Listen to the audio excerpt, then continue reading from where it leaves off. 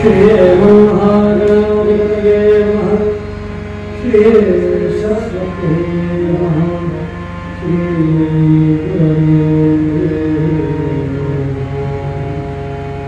भगवन् महाकाय सूर्यकोटि निर्विघ्नं कुरु देव सर्वकार्येषु सर्वदा। या कुलदेव प्रसादार्था या शुभस्वाहा या वीणाजन्ममण्डिता या श्वेतपद्मासना या ब्रह्मादिकशङ्करप्रभुते देवै सदा वन्दिता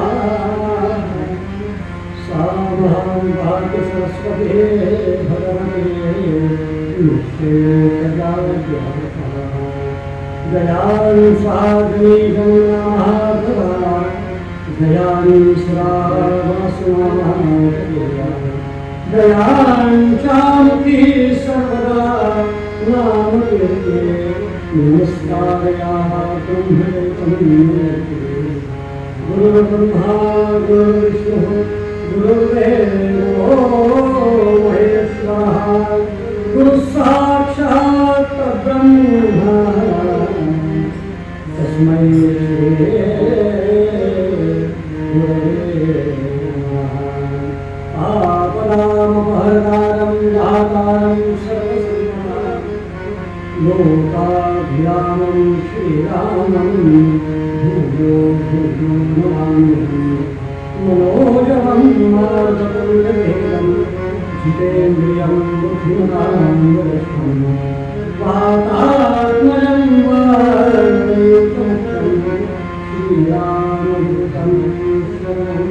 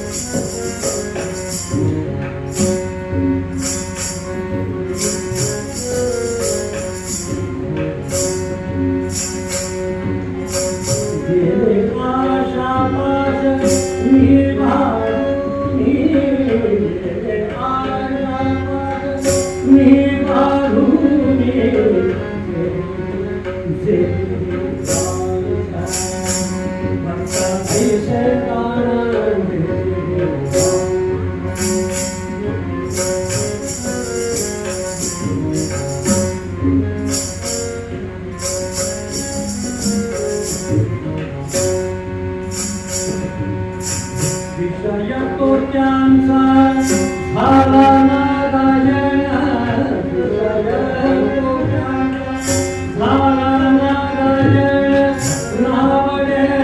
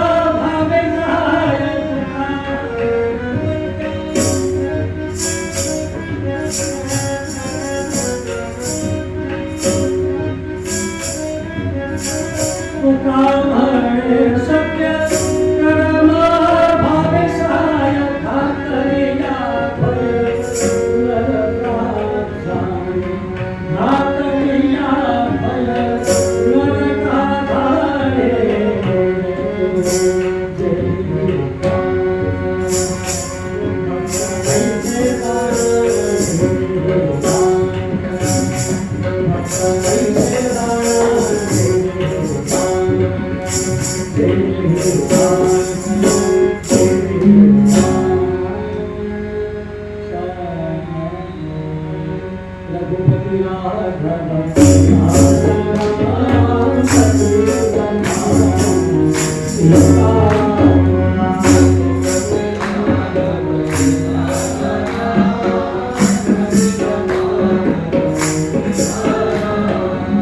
रघुपति राघव राजा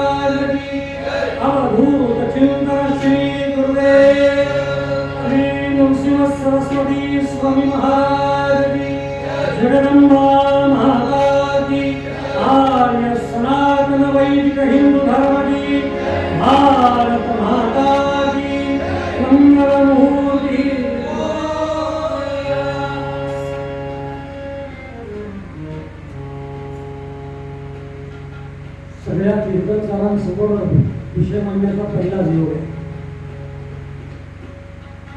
अवसरवान वाद नाही आले म्हणून लगेच म्हटलं. परत येईल माहिती आहे वेळे घ्यायचे कशाला, आपल्याला माहिती आपण कसं करायचं, पण ती संधी परत मिळणार नाही हेही कळत आहे. आणि म्हणून मला भान आहे की आपण सगळे कीर्तनकारांच्या समोर मी भाष्य करतो, मी करतोय म्हणण्यापेक्षा माझं गुरुतत्व मला ते सांगणार आहे ते मी तुम्हाला सांगणार आहे. ही स्पष्टता आहे. त्यामुळे यातला प्रत्येक शब्द निशब्द त्यांचा आहे, माझं काही. जेव्हापासून अनुग्रह घेतलाय तेव्हापासून त्यांचं आयुष्य सुरू आहे आणि ते सांगतायत त्याप्रमाणे मला प्रवास सुरू आहे. असं गुरुपणासाठी जो अभंग आहे तो जगद्गुरु तुकारामांचा अभंग आहे आणि अभंगाच्या माध्यमातून भक्ताची जी स्थिती अपेक्षित आहे त्याचं वर्णन केलं आहे. भक्त ऐसे जे देही उदास केले आशा पाश निवारे. संत साहित्याचा पण जर नीट विचार केला तर काही अंशांनी प्रश्नही उपस्थित केले आणि त्याची उत्तरही दिली. मगाशीच पुरोहित बुवांनी घेऊन भविष्यामधली भेडसावणारी समस्या आपल्यासमोर उपस्थित केली. मुळामुळे आपण कीर्तनकार आहोत, ही जी भावना आहे ही भावना किती तास असते? 2.5 तासाच्या कीर्तनापुरती असते का 24 तासाच्या कीर्तनापुरती असते? याचा कुठेतरी विचार केला. मी कीर्तनकार म्हणून जो आहे तो 24 तास असला पाहिजे तर फक्त माझी या ठिकाणी कीर्तन सेवा आहे म्हणून 2.5 तास मी आणखी कीर्तनकार असलो पाहिजे. तुकारामांना जो विषय प्रतिपादित करायचा आहे आपल्याला सगळ्यांना तो या अर्थाने सांगायचा. कुठल्याही संत चरित्रामध्ये आपण जर डोकावून पाहिलं तर कुठल्याही प्रहाराला ते काही वेडवाकडं काही करतायत असं दिसलेलं चित्र नाहीये. कुठल्याही चरित्रामध्ये बघायला पाहतो. मग ज्या संत साहित्याचा आपण प्रत्यक्ष या ठिकाणी या गादीवरती उभा राहून उल्लेख करतो, उहापोह करतो, स्वाभाविक त्यांच्या नंतरची डायरेक्ट जबाबदारी आपली आहे कीर्तनकार म्हणून. की तशा अर्थाने समाज म्हणून बघितलं तर समाज म्हणून समाजाकडे बघितलं तर समाज म्हणून प्रश्न आहे आणि कीर्तनकार म्हणून बघितलं तर कीर्तनकार म्हणजे उत्तर आहे. मग कीर्तनकाराने उत्तर द्यायचं म्हणजे काय करायचं आहे? बोले कैसा चाले त्याचीच बंदावी पाऊले असं म्हटलंय. या रचनेमध्ये जे काही सांगितलं गेलं आहे, जे काही लिहिलं गेलं आहे, जे काही उद्धृत केलं आहे, जे अनुभवांनी सिद्ध झालंय हे सगळं आम्हाला कीर्तनकार म्हणून आचरायचं आहे, कीर्तनकार म्हणून आम्हाला पाळायचं आहे. मी सकाळी उठल्यापासून ते रात्री झोपेपर्यंत कीर्तनकार हा माझा परिचय असला पाहिजे. माझा प्रत्येक व्यवहार हा कीर्तनकाराशी सुसंगत असला पाहिजे. आता म्हणताना आपण म्हणतो सुसंगती सदा गुरु सुजन वाक्यता निवड कलम गमतीचा घडे विषय सर्वथा नाव. आणि म्हणून मोठी जबाबदारी आहे आपल्या सगळ्यांवर. समाजातल्या प्रत्येक घटकाला आम्हाला देवाशी जर भेट करून द्यायची असेल तर देवाची भेट करण्यासंदर्भातले सगळे काही विषय ते आम्ही आधी अभ्यासले पाहिजे.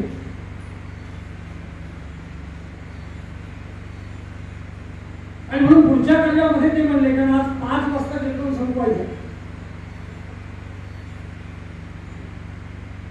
विषय तो त्यांचा झाला नारायण नावडे धनजन. हा भक्त जो आहे तो उदास केव्हा होईल तर त्यातलं पहिलं कारण सांगितलं. ज्याचे आपल्या संसारातले प्रपंचातले आशापाश संपले आणि ज्यांना आता माता पिता धन काही आता कशाची आता काही लालसा राहिली नाही. फक्त आणि फक्त परमेश्वराची प्राप्ती हा ज्याचा हेतू आहे ना तो भक्त उदास होऊ शकतो. आमच्याकडे पूर्वी आम्ही पी.व्ही. कुलकर्णी नावाचे पुण्यामध्ये चक्केवाले होते, चक्काचा व्यवसाय करायचा. पी.व्ही. कुलकर्णी त्यांचा आम्ही चक्का आणायचो पूर्वी. आता त्यांनी तो व्यवसाय बंद केला. पण या पी.व्ही.नं फोन केला तरीही फोन करा, बोला बोला हरी हरी, बोला बोला, प्रत्येक 2-2 शब्दांवर बोला बोला हरी हरी, हा बोलतो हरी हरी. आम्ही ज्यांचे पायी आहोत असं इथे म्हणतो, अजूनही आमच्या शब्दकोंडातून हॅलो हा शब्द आम्ही घालू शकलो नाही. म्हणजे नारायण हा शब्द खूप लांबचा राहिला. ज्या गादीचे मालक अखंड नारायणाचा आणखी गजब करतात त्याचे आम्ही पायिक म्हणतो स्वतःला. पण आमच्या मुखामध्ये नारायण शब्द हा किती वेळा येतो आयुष्यामध्ये, याचा विचार केला पाहिजे. म्हणून मी मला म्हटलं की समाज हा जर प्रश्न रूपामध्ये असेल तर कीर्तनकार हा उत्तर रूपामध्ये आहे. आणि मग कीर्तनकारांनी आपल्या वागण्यातून, आपल्या बोलण्यातून, आपल्या प्रत्यक्ष सहवासातून समाजाला असंख्य विविध प्रश्नांवरची उत्तरं द्यायची आहे जी अपेक्षित आहे. मगाशी काही हिंदुत्व या संदर्भातला विषय केला. आपण या हिंदू या शब्दाचं जर इंग्लिशमध्ये ट्रान्सलेशन केलं तर या प्रत्येक अक्षराचे 2 अर्थ होतात.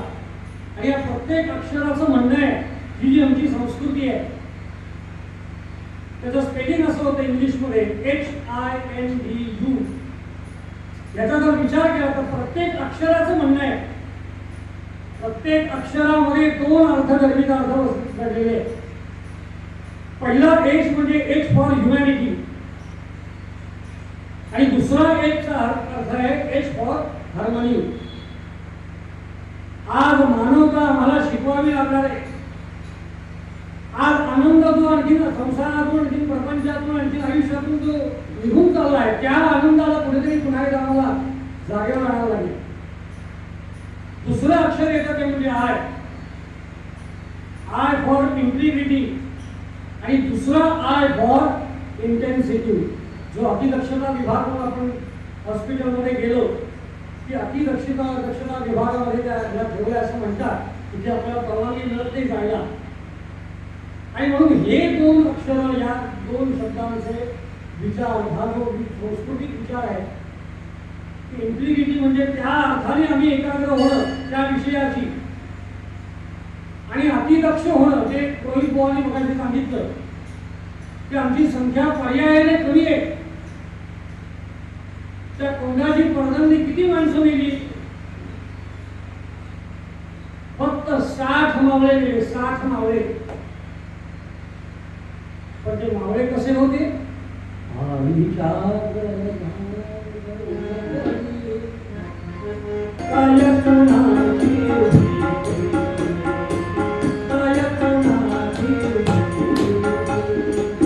अशा धरतीचं एक मावळा होता. आणि म्हणून त्या कोंडाची फडदंडी फक्त 60 मावळ्यांपर्यंत आपण. आणि म्हणून त्या अर्थाने या विषयाशी आपण एकाग्र होणं, त्या विषयावरून आपण त्या अर्थाने अतिदक्ष होणं. तिसरं अक्षर ते सांगतं ते म्हणजे नोबल. N for Nobel.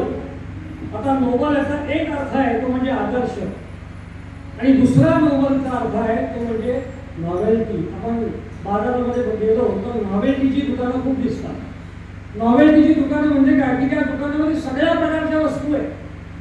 आमची संस्कृती जी आहे ती विविधतेने नटलेली आहे. ती त्याचं कारण ते सगळ्या प्रकारची माणसं राहतात आणि सगळ्यांना आम्ही सामावून घेतला इथं.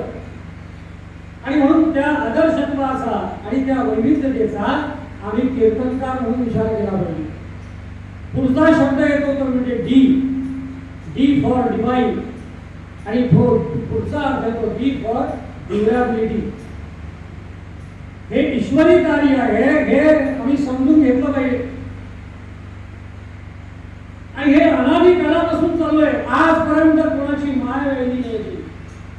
ही संस्कृती भ्रष्ट करण्याचा अनेकांनी आणखी प्रयत्न केला. आजपर्यंत कोणाला जमलेलं नाही आणि पुढे जमणार नाही. पण याचा अर्थ असा नाही की आपण त्याचा विचार करू नये. म्हणून ती जी संस्कृती आजपर्यंत टिकली ती पुढे तशीच टिकवण्याची जबाबदारी अर्थातच कीर्तनकार म्हणून आपली सगळ्यांची आहे. आणि शेवटचं अक्षर येतं ते म्हणजे यू. यू फॉर युनिव्हर्सल आणि यू फॉर अंडरस्टँडिंग. ही वैश्विकता आहे. हे विश्वची माझे घर असं मौलीने म्हटलंय. आणि मी मगाशी म्हटल्याप्रमाणे आम्ही सगळ्यांनी समजून घेतलंय आम्ही कधीही कोणावरती आक्रमण केलेलं नाही. पण याचा अर्थ आम्ही आक्रमण करू शकत नाही अशातला भाग नाही. आणि म्हणून त्या अर्थाने 2.5 तासापुरतं कीर्तनकार असणं का 24 तास कीर्तनकार असणं याचा कुठेतरी आपण कीर्तनकार म्हणून विचार केला पाहिजे. आणि त्या अर्थाने तुकारामांना या अभंगाच्या माध्यमातून सांगायचं आहे की प्रत्यक्ष आपल्या चरित्रातून आपल्याला लोकांना आणखी असंख्य विविध प्रकारचे आणखी उत्तर आपल्याला द्यायचे जी आपल्याकडे आहेत. एकीकडे आपण तुकारामांचा अभंग आहे. आपण अनेक लोक इथे कीर्तनांमध्ये पण म्हणतो कीर्तनामध्ये उभं होतो देह देवाचे मंदिर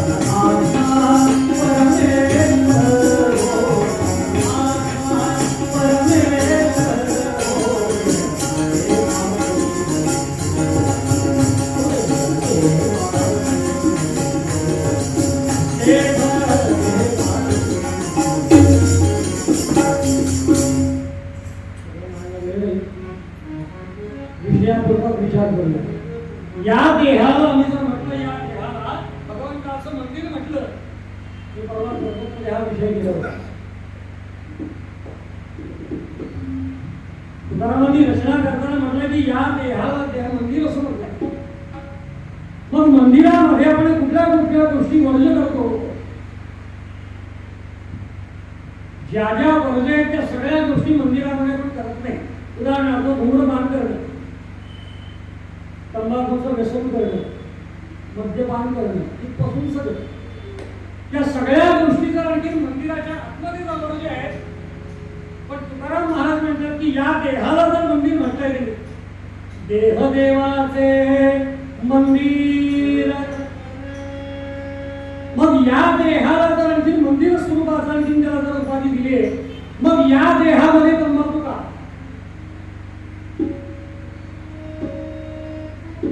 या देहामध्ये विडी सिगरेट का किंवा आणखी मद्यपान का. म्हणजे याचा अर्थ हे आपल्याला बदलायचं असेल तर तशा अर्थाने आम्ही त्यांच्या समोर समाजासमोर आदर्श ठेवला पाहिजे. आणि म्हणून मी मगाशी म्हटलं समाज जर प्रश्न असेल तर कीर्तनकार हे उत्तर आहे. आणि म्हणून महाराजांनी एका प्रवचनामध्ये म्हटलंय की मिठाई वाल्याकडचा पेढा आपण कुठल्याही बाजूने खाल्ला तर तो गोडच लागला पाहिजे. पूर्वेकडून खा, दक्षिणेकडून खा, उत्तरेकडून खा किंवा अन्य कुठल्याही दिशेकडून खा, पेढा त्यावरती गोड लागतो. कीर्तनकाराला कोणीही कुठल्याही बाजूनी निहाळावं, तपासावं, परीक्षावं, निरीक्षण करावं त्याच्यातली त्याला खोड काढता आली नाही पाहिजे. पूर्वी आमच्याकडे बरण्या यायच्या, तर बरण्यांवरती लिहत जायचं हँडल विस्की. म्हणजे आता प्रश्न असायचा की ते हमाल आहे, ते हमाल जे काही शिकलेले होते म्हणून ते हमाल आहे, त्यांना ते काय कळणार हँडल विथ केअरचा आहे. हँडल विथ केअर लिहून सुद्धा बरण्या फुटायच्या. त्याचं कारण मला कळलं की हमाल ते शिकलेले म्हणून. पण ते आपल्या कंपनीने लिहिलंय. तसं परवा मी एका पानाच्या गादीवरती एक वस्तू घ्यायला गेलो होतो, तिथे स्पष्ट शब्दात लिहिलंय. मी त्याला विचारलं हे तू स्वतः हो आणि कंपनीचं बंधन आहे. तसं सिगरेटच्या पाकिटावरती स्पष्ट शब्दात उल्लेख आहे, पण तरी सुद्धा सिगरेट पिण्याला मंडळी आहे. मग हे सगळं जर बदलायचं आहे तर कोण बदलणार? आम्ही कीर्तनकार म्हणून विचार केला पाहिजे. आणि तेच नेमकं तुकारामाने आपल्याला सांगायचं. मगाशी महारामाने विषय उपस्थित केला होता की भक्ताची अवस्था 3 अवस्थेमध्ये मी भक्ताची नारद भक्ती सूत्रामध्ये मी वर्णन केलं आहे की तो भक्त कसा पाहिजे? सिद्ध पाहिजे, तृप्त पाहिजे आणि अमृतो पाहिजे. 3 अवस्था ज्या त्या भक्ताच्या असतील तर तो खरा भक्त उल्हास आहे असं तुकारामांना म्हणायचं. आपण सगळे सुजाण आहात, म्हणून त्या अर्थाने या 3 अक्षरांकडे 3 शब्दांकडे आणि आपल्या चारित्र्याकडे आपण जर तपासण्याचा प्रयत्न केला, त्याच्यात समजा काही उणं वाटलं तर त्याच्यामध्ये दुरुस्ती करून समाजासमोर एक चांगलं चारित्र्य उभं दाखवण्याचा आपण प्रयत्न केला पाहिजे, जेणेकरून समाजाने आमच्यासारखं वागावं. शिवजयंतीचा प्रसंग आहे आणि शिवजयंतीच्या प्रसंगाच्या निमित्ताने असंख्य आणखी नानाविध प्रकारचे भक्ती आणखी उभे राहत आहेत, नानाविध प्रकारचे आणखी भाष्य करतायत. सगळ्या प्रकारची भाष्य होतानंतर ज्या वेळेला प्रत्यक्ष चाफेकर उठले आणि भाषण करायला लागले. भाषण करण्यामध्ये तरी भाषण करता करता सगळ्या जमलेल्या सगळ्या मंडळींना षंड म्हणतो. षंड की आपण सगळे असे षंडासारखे कसं काही सहन करू शकतात? त्यावेळेला प्लेगची साथ होती आणि त्या प्लेगच्या साथीचा गैरफायदा घेऊन प्रचंड आणखी लोकांवरती अत्याचार होत होते.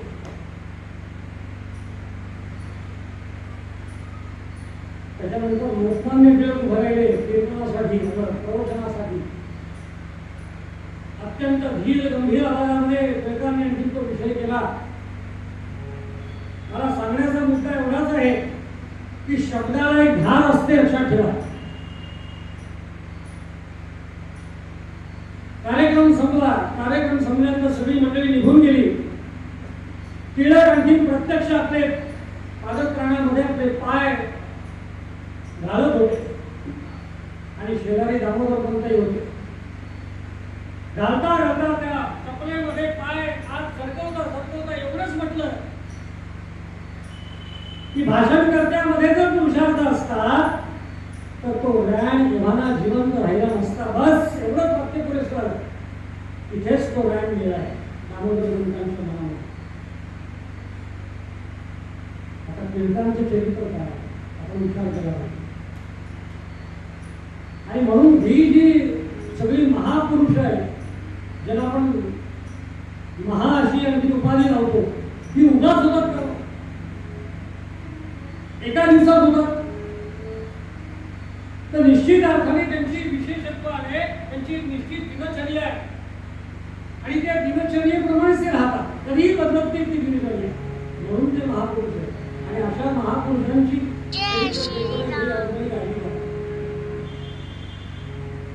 त्या अर्थाने आम्ही जर त्यांचे आणखी पुढचे जर आधार असू तर तो आधार कसा असला पाहिजे? एका रचनेमध्ये इतकी सुंदर रचना आहे. एक गाव भूतान नावाचा पिक्चर होऊन गेला आणि त्या रचनेमध्ये त्या शेवटच्या कडव्यात त्यांनी आधार या शब्दाचा अर्थ सांगितला.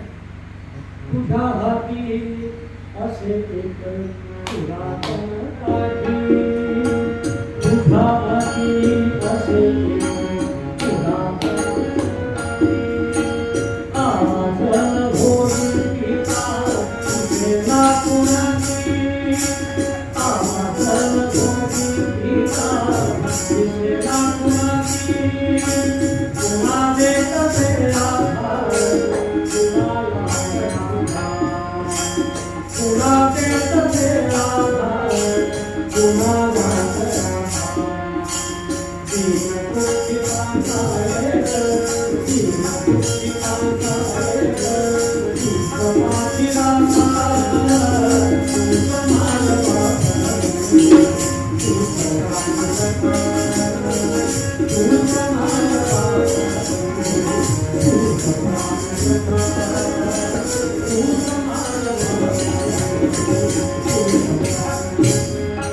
तुझ्या हाती असे तर पुरातन काढली आवाज होई तुझा दिसे ना आपण कसे.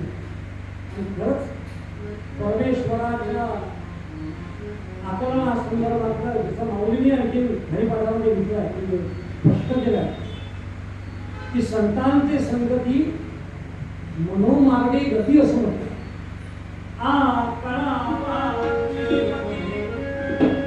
आपल्याकडे काय व्यवस्था आहे भगवंताला कळण्याची.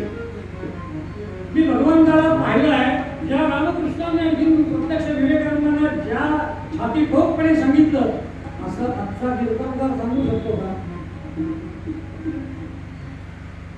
ही आपल्याला स्थिती आणायची आणि तेच 3 शब्द आहेत सिद्धो भवती अमृतो भवती आणि तृप्तो भवती. एक शेवटचा मुद्दा मानवावर पूर्ववर्ग थांबवतो पण मला 5 वाजता कीर्तन थांबवायला सांगितलं आणि सांगितलं त्याप्रमाणे पाळलं पाहिजे. जी काही पद गाळा लागली तरी आहे. आपण कीर्तनकार आहोत निश्चित. जसं रोहित भाऊनी विषय मांडला माझ्यानंतर कोण हा मला प्रश्न पडला. माझ्यानंतर आमच्या घराण्यातला कीर्तनकार कोण होऊ शकतो अजून तरी काही चिन्ह दिसत नाही. जसं मी आमचे काका कीर्तनाला उघडायचे नंतर शेवट प्रत्यक्ष खुर्चीत बसून तरी कीर्तन केलं. मी तबल्याला असायचो तेव्हा मी आणि आमच्या बाबांनी ठरवलं की आता आपल्याला सांभाळलं पाहिजे. मग बाबा करायला लागले मी ही सुरुवात केली. अशी सुरुवात तर झाली. आता बाबा नाही पण बाबानंतर माझी सुरुवात आहे चालू आहे प्रवास सुरू आहे. पण माझ्यानंतर कोण ही मात्र गोष्ट अजून आलेलीच आहे ही माहिती नाही. आणि मी ही गोष्ट प्रत्येकाच्या घरामध्ये सगळ्या कीर्तनकारांनी विचार करण्यासारखा विचार आहे की माझ्यानंतर कोण ही कीर्तनाची पताका पुढे नेणार येणार नाही याचा विचार केला पाहिजे. आणि असा ज्यावेळेला विचार आपण कीर्तनकार म्हणून करू म्हणून त्या संदर्भात एक उदाहरण आहे. भरतुहरी असे एकदा संध्याकाळच्या समयाला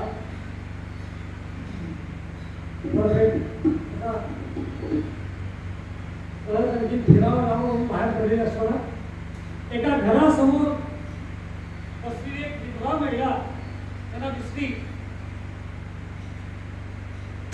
आणि तिच्या चेहऱ्यावरचे भाव प्रत्यक्ष भरतुहरींनी पाहिले.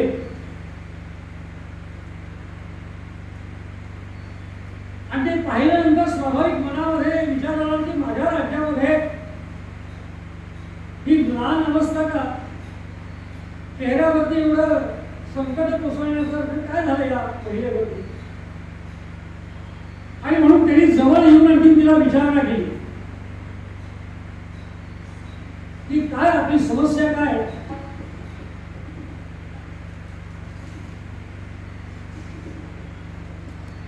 तिने त्यांना हात बोलावलं बसायला आसवून दिलं आणि मग आपली समस्या सांगितली.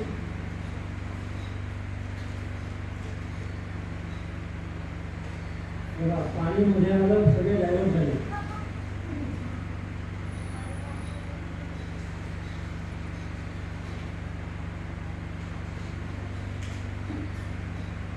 आपण मागी जन्मोत्सवात सांगतो उदर गेलो नावाच्या झाले त्यांच्या मुलांचं चरित्र हजारो वर्ष एका पायावरती भरायचे आणि जप करायचं अशी बरीच चरित्र सांगितली जातात. असं त्याचा विषय आणि घेऊन द्या त्याचा परिणाम साधता येतो नाही. सगळ्यांचं लक्ष पाण्यामध्ये आहे.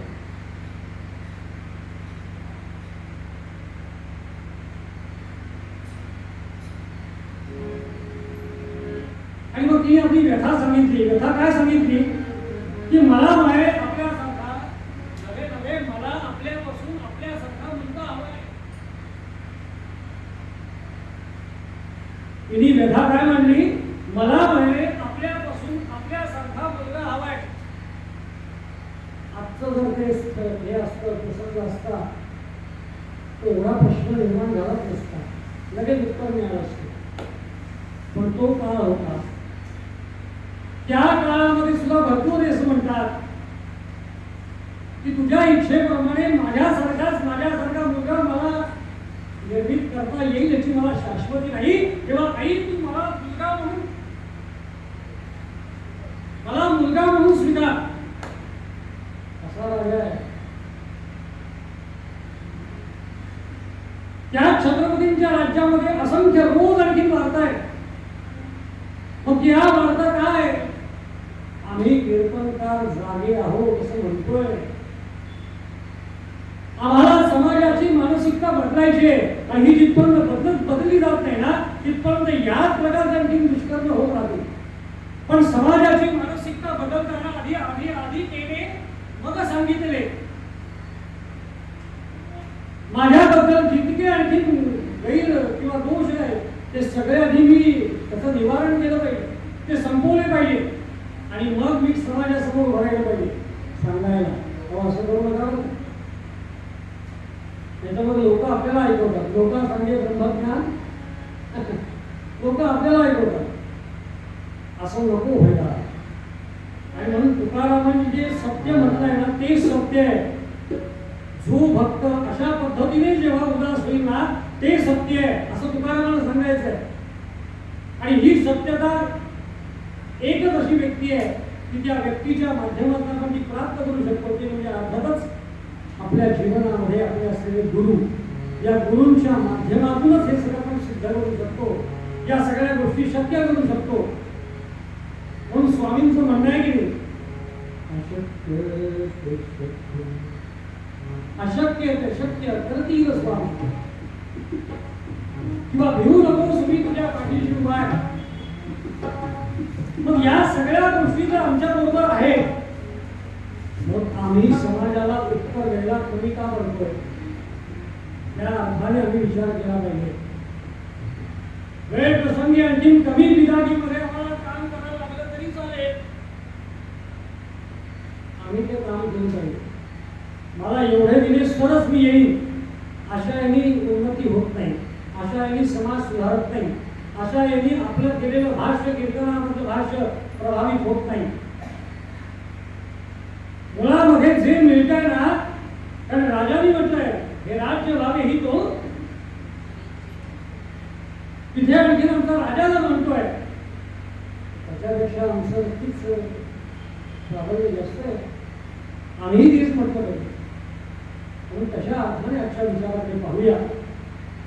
मला सगळे भान आहे की मी सुद्धा एक कीर्तनकार आहे, आपण सगळे कीर्तनकार आहात. पण शेवटी कसं आहे सातत्याने त्या चिंतनातून वेगवेगळे विषय जे सुचतात ते मांडावे लागतात. सकाळपासून आल्यापासून जे काही ऐकतोय अनेक गोष्टी आहेत. आज अनेकांच्या घरामध्ये नानाविध प्रकारच्या समस्या आहेत. म्हणून आद्य शंकराचार्यांनी पुन्हा एकदा ती समृद्धता आणण्यासाठी म्हणून त्या वेळेला लिहिलेलं स्तोत्र आहे. त्या स्तोत्राचं आणखी प्रत्यक्ष आपण मार्केटिंग केलं पाहिजे की ज्या स्तोत्राच्या नुसत्या श्रवणाने प्रत्यक्ष श्रवण न केल्याने सुद्धा त्या घरामधल्या समस्या सुटू शकतात. ते म्हणजे कनकधारा स्तोत्र. पण त्यांनी एवढं आचार्यांनी म्हटलं आहे की ते कनकधारा स्तोत्र ऐकण्यासाठी तुम्ही स्वतः बसू पण नका. तिथे बसलात ऐकलात तर उत्तमच आहे, पण समजा नाही बसता नाही ऐकता आलं तरी चालेल. पण ते कनकधारा स्तोत्र आपल्या घराघरामध्ये जर वाजायला लागलं ना त्या घरामध्ये असलेल्या समस्यांना विविध अर्थाने नानाविध प्रकाराने आणखी मार्ग दाखवले जातील आणि त्या मार्गात त्यांच्या समस्या सुटतील.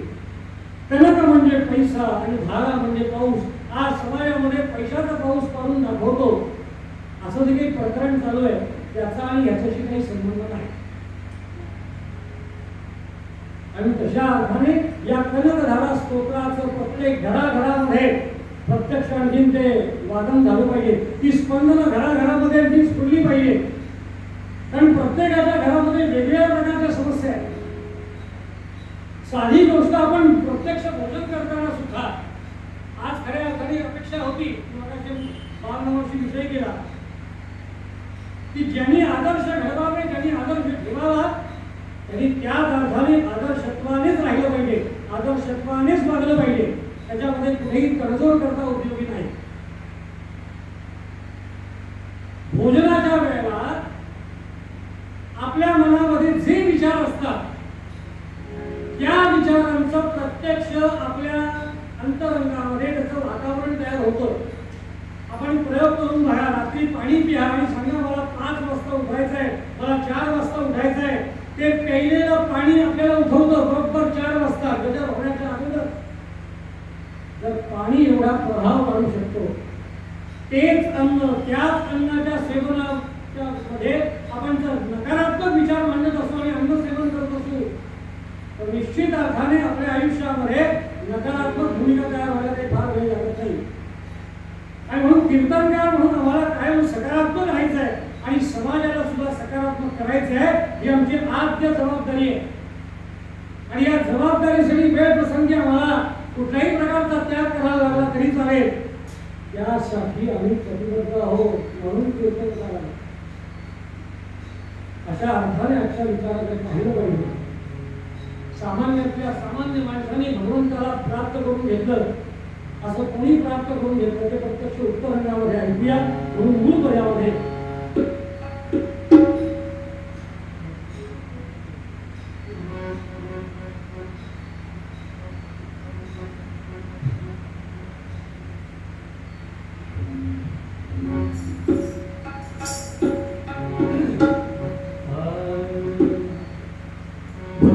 से गाना जय जय